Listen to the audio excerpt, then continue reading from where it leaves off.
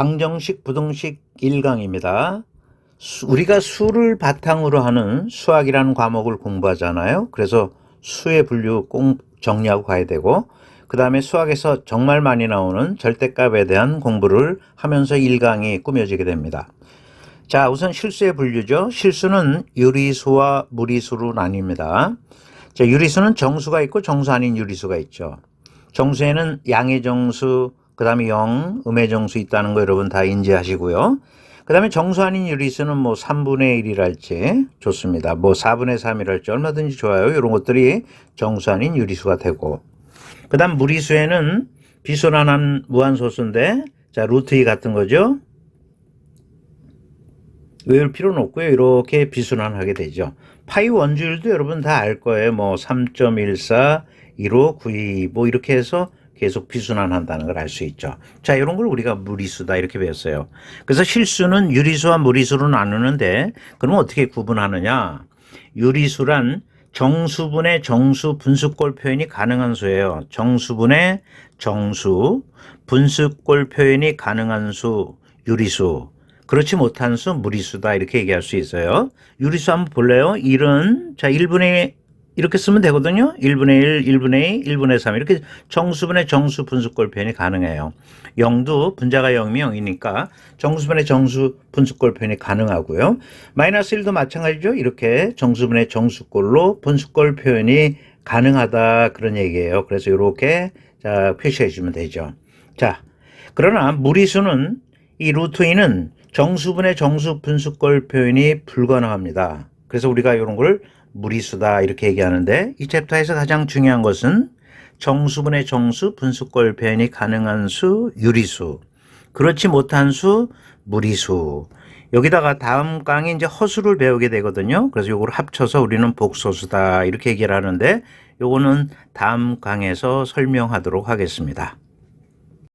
소수 알아볼까요? 소수란 1과 자기 자신 이외에는 양의 약수를 갖지 않는 수예요. 2라는 거는 1, 2 이렇게 양의 약수, 1과 자기 자신뿐이 없지 않습니까? 그러니까 양의 약수가 두 개인 수다 이렇게 아시면 되겠습니다.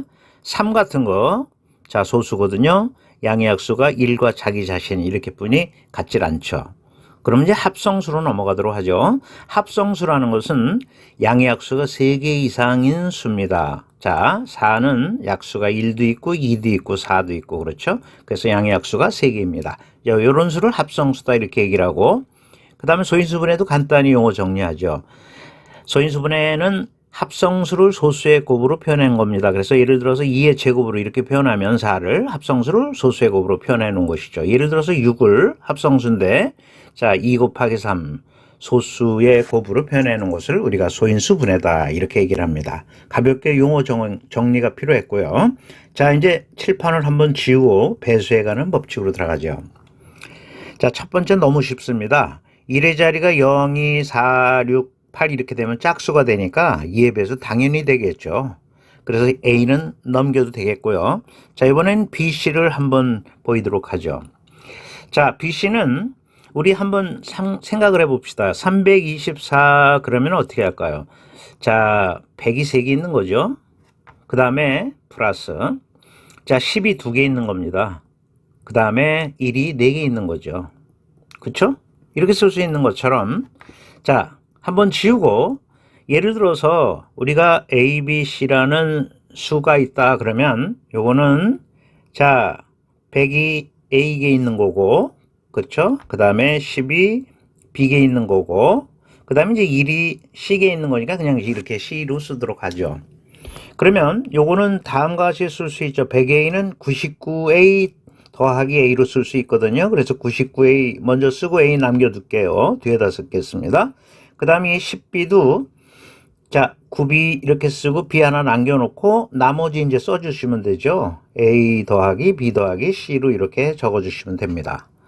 그럼 이건 다시 한번 쓰면 9 앞으로 끌어낼 수 있고, 요거는 11A 플러스 B로 쓸 수 있고요. 그 다음 플러스 A 플러스 B 플러스 C로 쓸 수 있다라는 것을 금방 캐치할 수 있겠죠. 자, 그래서 요게 3의 배수이면 요건 9 곱하기 요거라. 요게 3의 배수가 되기 때문에 9 자체가 3의 배수가 됩니다.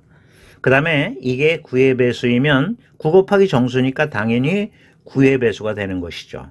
요거는 뭘 의미합니까? 각 자리수의 합을 의미하는 거거든요. 그래서 우리가 이 B와 C가 이제 증명이 된 걸 알 수 있죠. 각 자리수의 합이 3의 배수인 정수는 3의 배수가 되는 거고, 각 자리수의 합이 9의 배수인 정수는 9의 배수가 되는 겁니다. 그래서 문제 속에서 활용을 해주시면 되겠습니다. 자, 한 번 더 지우고요. 다음은 5의 배수에 대한 얘기인데 1의 자릿수가 0이나 5면 당연히 5의 배수 되지 않습니까? 그래서 D도 그 다음에 2도 아주 쉽죠. 2의 배수이면서 동시에 3의 배수이면 당연히 6의 배수가 되죠. 그래서 이것은 자 가볍게 우리가 넘겨볼 수 있는 대목이 된다 이렇게 얘기를 할 수 있겠습니다. 자 이제 F하고 G를 만나게 됩니다. F하고 G를 이제 설명을 해보도록 하죠. 끝의 두 수가 4의 배수인 정수는 4의 배수가 되고 끝에 두 수가 25의 배수인 정수는 25의 배수가 됩니다. 이것도 간단하게 한번 설명을 해볼까요? 예를 들어서 어떤 정수가 이렇게 구성이 되어 있다. 그러면 이제 끝에 두 수는 이거거든요. 그럼 이걸 어떻게 쓰면 좋을까요? 아까 응용했듯이 이것은 ABC죠? ABC 곱하기 100, 그 다음에 플러스 D2로 쓸 수 있을 겁니다. 그렇죠? 여기다 실제 숫자를 넣고 한번 여러분이 표현해 주시면 이해가 또 빠를 거예요. 그러니까 다시 한번 적으면 A, B, C, 그죠? 이 100이라는 것은 자, 4 곱하기 25로 쓸 수 있습니다. 이렇게 쓸 수 있다. 그런 얘기죠. 그래서 요게 D2가 자, 끝에 두 자리 수가 말이죠. 4의 배수가 된다면 이건 4로 나눠 떨어지니까 여기 4 보이지 않습니까? 4의 배수가 되는 거고. 끝에 두 수가 요 두 수죠. 이 두 수가 25의 배수면 여기 25 보이지 않습니까? 이게 25로 나눠 떨어지게 되죠. 그래서 우리가 끝에 두 수가 만약에 4의 배수가 되면 그 4의 배수가 되는 거고 그 정수는 끝에 두 수가 25의 배수인 정수는 그 정수는 25의 배수가 된다. 그런 얘기가 되겠습니다. 그래서 여러분 F하고 G도 여러분 설명을 지금 했기 때문에 아마 이해가 잘 됐으리라고 봅니다. 그래서 요 배수에 관한 법칙 지금 쭉 정리해 놨는데 여러분 기억해 두시기 바랍니다. 자, 배수에 관한 법칙을 배웠으니까 응용 문제 하나 풀어볼까요? 지금 보니까 연속한 세홀수의 제곱의 합에 1을 더한 수 A는 12의 배수임을 증명하라. 참고로 한번 공부를 해보도록 하죠. 연속한 세홀수다. 연속한 세홀수를 이렇게 두는 게 좋죠. 2n-1, 그 다음에 2n 플러스 1, 그 다음에 2n 플러스 3 이렇게 두면 연속한 세홀수가 되는 거죠. 요 n 대신에 여러분 정수를 집어넣으면 되거든요. 그래서 금방 이해할 거라고 보죠. 1을 한번 넣어보세요. 1 넣으면 요거 1이고 요거 3이 되고 요거는 5가 됩니다. 그래서 연속한 세홀수를 이와 같이 둬볼 수 있다. 그런 얘기입니다. 그런데 이 A라는 것은 요걸 제곱을 한 것에 1을 더한 거라 그랬으니까 2n-1의 제곱, 그죠? 좀 속도 낼까요? 2n 플러스 1의 제곱, 그 다음에 플러스 2n 플러스 3, 요것의 제곱이 되고요. 거기다 1을 더한 거, 요것은 12의 배수임을 보여라. 그런 얘기입니다. 그럼 요거 정리하면 요건 4n 제곱, 그죠? 그 다음에 마이너스 4n 플러스 1 이렇게 나오겠고 요거는 4n 제곱 좋습니다. 플러스 4n 플러스 1 이렇게 나오겠고요. 그 다음에 요거는 4n 제곱 그렇죠. 그 다음에 12n이 되겠고 그 다음 플러스 9 플러스 1로 쓸 수 있겠다. 그런 얘기입니다. 그러면 여기서 4n 제곱이 몇 개 있냐면 지금 자 3개가 있죠. 그래서 요거랑 정리합니다. 그러면 12n 제곱이 되고요. 그 다음에 마이너스 4n 플러스 4n은 없어지고요. 그럼 요거 남죠? 그래서 플러스 12n 이렇게 적을 수 있겠고 그 다음 나머지 상수 자 여기 1이 있고 여기 1이 있고 그 다음 9가 있고 1이 있습니다. 12가 되겠죠? 그래서 12 이렇게 되니까 우린 요거 다음과 같이 쓸 수 있죠. 12에 n제곱 플러스 n 플러스 1 이렇게 돼가지고 자 이거 정수 아닙니까? 그래서 12의 배수임을 증명했다. 그런 얘기입니다. 이렇게 배수에 관한 법칙을 배우고 나면 이런 재미난 문제도 접근해 볼 수 있다. 그런 얘기가 되겠습니다. 자 그러면 다음을 넘어가도록 하죠. 자 앞으로 수학을 하다 보면 절대값을 매우 많이 만나게 되는데 그래서 꼭 정리해 두셔야 됩니다. 중요합니다. 자 그러면 3의 절대값이란 무슨 말이냐? 수직선상에서 자 3하고 원점 사이의 거리를 의미하는 거예요. 3이잖아요. 그래서 이렇게 3 쓰면 되겠고요. 그러면 마이너스 3의 절대값은 뭐냐? 예를 들어서 마이너스 3의 절대값 그러면 마이너스 3과 원점 사이의 거리를 나타내는 거거든요. 거리 3 아닙니까? 그래서 이렇게 3으로 쓰시면 되죠. 근데 날마다 이렇게 수직선을 그리면 시간 많이 소요되지 않습니까? 그래서 앞으로 절대값 안에 양수일 땐 그냥 이렇게 나가면 되겠고요. 만약에 이게 음수면은 마이너스를 이렇게 차고 나가면 된다 하고 정리하시면 이제 문제 풀 때 속도감을 갖게 됩니다. 그래서 한번 칠판을 지우고 여기 절대값 A는 A가 0보다 커나 뜰 때는 그대로 A 나오는 거고 A가 음수면 마이너스 차고 나온다. 이렇게 정리를 하는 겁니다. 그 다음에 이렇게 절대값을 공부하고 나서 이 절대값의 성질이 5개가 있거든요. 이거 실제 숫자를 넣어서 여러분이 확인하시면 됩니다. 이 절대값의 성질 매우 중요하니까 역시 5개의 성질 있죠. 구구단 같이 기억을 해 주셔야 됩니다. 그래서 문제 속에 활용해 주시면 됩니다. 자, 그러면 이 절대값에 관한 문제를 한번 풀어보는 시간을 갖도록 하겠습니다. 첫 번째 문제는 쉬운 문제죠. 자, x가 이런 범위에 있을 때 이 절대값을 계산하라 그런 얘기입니다. 아직 부등식을 배우지 않았으니까 가장 쉽게 푸는 방법은 이 범위 안에 적당한 값을 임의로 생각해 보세요. 0을 생각해 보면 좋겠네요. 그래서 여기다 0을 한번 넣어보는 겁니다. 그럼 절대값 안이 음수죠. 여기다 0을 넣어보면 절대값 안이 양입니다. 그래서 첫 번째 식은 마이너스 차고 이렇게 벗어진다 이렇게 쓸 수 있고요. 그 다음에 자, 두 번째 거는 양이니까 그냥 벗어지게 되는 겁니다. 여기서 이제 이와 같이 없어지고요. 답은 4로 종결하면 되니까 아주 쉬운 문제가 되겠습니다. 자, 그러면 다음 문제 좀 난이도 있는 문제를 만나봅니다. 자, 이번 강의 마지막 문제가 되겠습니다. 아무리 쉬운 수학 이론을 배우고 나더라도 다른 챕터랑 융합이 되면은 문제가 어려울 수 있습니다. 그래서 우리가 이 자세를 낮추는 연습을 또 하게 되는 거죠. 자, 이 문제가 조금 난이도가 있는 문제인데 이것은 경우의 수랑 융합이 되어 있기 때문에 그렇습니다. 문제 한번 어디 볼까요? 자, ABC가 0이 아닌 실수라 그랬죠? 당연하죠. 분모가 0이면 안 되거든요. 불능이 되기 때문에. 그래서 ABC가 0이 아니라고 그랬고 이제 D가 가질 수 있는 값의 개수를 구하라 그랬는데 이 D값은 이 절대값들을 전부 벗어내야 됩니다. 그래야 답을 구할 수가 있어요. 그러니까 이제 이 A가 양인지 음인지 B 양인지 음인지 C 양인지 음인지 이런 것들을 우리가 다 생각해 줘야 돼요. 이것도 그렇고. 그래서 우리가 경우의 수를 나눠야 된다. 경우의 수를 생각해 봐야 된다. 그런 얘기입니다.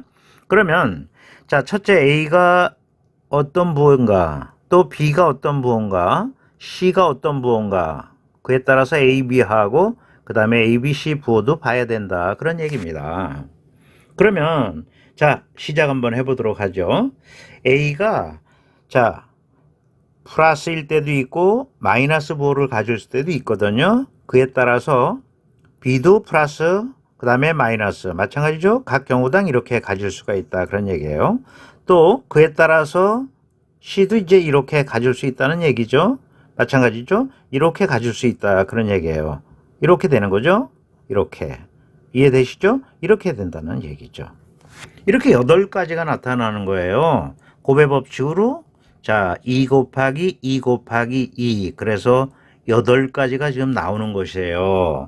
그 8가지 한번 보실래요? 지금 8가지잖아요. 하나, 둘, 셋, 넷, 다섯, 여섯, 일곱, 여덟 이렇게 나온다는 걸 알 수 있다. 그런 얘기죠. 그러면 A, B는 어떻게 됩니까? A, B는 결정이 됐지 않습니까? 여긴 플러스고 플러스니까 이건 당연히 곱해서 플러스가 되는 거고요. 그죠? 그 다음에 A, B, C도 플러스 곱이니까 이건 당연히 플러스가 되는 거예요. 그 다음에 또 하나만 더 해보고 요거 나머지 여러분 손에 맡기겠습니다. 자, A, B 두 개가 플러스인 경우니까 요거 플러스고요. 자, 요런 경우는 플러스 마이너스인 경우니까 이거는 마이너스가 되겠죠. 자, 이렇게 해서 8가지 따지면 되니까 시간 그렇게 많이 걸리지 않습니다. 자, 그러면 선생님은 2가지만 해보고 나머지 여러분 손에 맡기면서 이 D값이 가질 수 있는 값의 개수는 4개가 나오는데 한번 살펴보도록 하죠. 자, 첫 번째 한번 살펴볼까요? 자, 보시죠. A가 플러스 B가 플러스 C가 플러스니까 이게 그냥 벗어지죠. 그냥 1이 됩니다. 이게. 그래서 이거는 1이 되겠고, 요것도 1이 되겠고, 요것도 1이 됩니다. 그 다음에 AB도 플러스니까 1이 되죠. 그래서 이게 또 1이 되죠. 그냥 벗어지기 때문에 그렇습니다. 그래서 오늘 5가 나올 수가 있죠. 그래서 D가 가질 수 있는 값의 개수 중에 우선 한 개가 나왔네요. 그 다음에 요거 한번 보실까요? 요거는 자 A가 플러스 B가 플러스니까 그대로 이게 플러스 나온 거고, C가 음수니까 이게 마이너스 차고 벗어지니까 요거는 마이너스 1 나오겠네요. 그 다음에 AB가 플러스니까 자 말이 필요 없죠. 그대로 나오는 거고요. 그 다음에 ABC가 음수니까 요거는 마이너스 차고 벗어지겠네. 이렇게. 그쵸? 그러면 계산을 한번 해보세요. 요거하고 요거는 떨어지고 요거하고 요거 떨어지니까 1이 나온다는 걸 알 수 있다. 그런 얘기가 되겠습니다. 그렇죠? 이렇게 이해를 할 수 있다는 얘기죠. 나머지 자, 요 경우, 그 다음 요 경우, 요 경우, 요 경우, 요 경우, 요 경우. 마찬가지로 ABC 부호는 당연히 결정이 되는 거거든요. 그걸 여러분이 따져주시면 자, 여러분이 시간 맞추는 대로 한번 해보세요. 마이너스 1도 나오고 그 다음에 마이너스 3 이렇게 4가 외에는 다른 게 나올 수가 없어요. 그래서 우리가 D값이 가질 수 있는 개수는 4개가 된다. 이렇게 우리가 문제를 풀어주시면 되겠다. 그런 얘기입니다. 자, 여러분 손에 요 나머지 경우 6가지 경우는 여러분 손에 맡기면서 요 값이 나오는가를 요거 두 개 이제 우리가 확인을 했잖아요. 자, 요거를 여러분이 꼭 확인해 주시고 자, D값에 가질 수 있는 값의 값수 4개를 도출해내면 되겠다. 그런 얘기가 되겠습니다. 자, 이번 강의는 우리가 절대값에 대한 공부를 했어요. 그죠? 그러면 절대값에 대한 공부뿐만 아니라 우리가 다양한 학습들을 하면서 다시 한번 이렇게 반복해 볼까요? 절대값 아주 쉬운 절대값의 성질까지 이렇게 쭉 살펴봤고, 그죠? 그 다음에 배수에 관한 법칙도 살펴봤고요. 그 다음에 실수의 분류까지 한번 쭉 공부를 했죠. 자, 이제 남은 목은 여러분이 연습하는 겁니다. 그렇죠? 여러분이 연습 철저히 하시고 그 다음에 다음 강을 대비해 주시기 바랍니다. 자, 좋아요, 구독 버튼 부탁드리고요. 선생님한테 큰 힘이 되니까요. 선생님은 다음 강에 가 있겠습니다. 여러분 수고 많이 하셨고요. 오늘 여기 지금 화면에 띄었지만 실수의 분류서부터 다시 한번 복습 철저히 하기를 부탁합니다. 다음 강에서 만나겠습니다.